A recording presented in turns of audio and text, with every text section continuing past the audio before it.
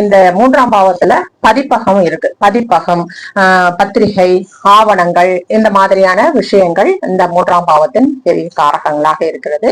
ஒருத்தர் டாக்குமெண்ட் அந்த மாதிரி எழுதுறாங்க, இல்ல ரிஜிஸ்ட்ரேஷன் பண்றாங்க, இல்ல பத்திரிகை துறையில பத்திரிகை அடிக்கிறாங்க, இதெல்லாம் சிறப்பா இருக்கணும்.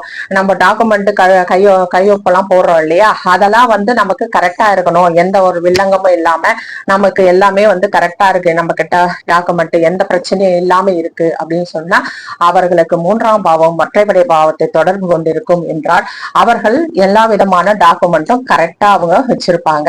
இதுவே இரட்டை பாவம் தொடர்பு கொண்டிருந்தா அந்த டாக்குமெண்ட் செய்யறது, பத்திரிகை அடிக்கிறது, பதிப்பகம் செய்யறது, இந்த மாதிரி ஒரு தொழில அவர்கள் தொழிலா கொண்டு அதன் மூலமா அவர்கள் வருமானத்தை ஈட்டுவார்கள் அந்த பாவங்கள் தொடர்பு கொண்டிருந்தா.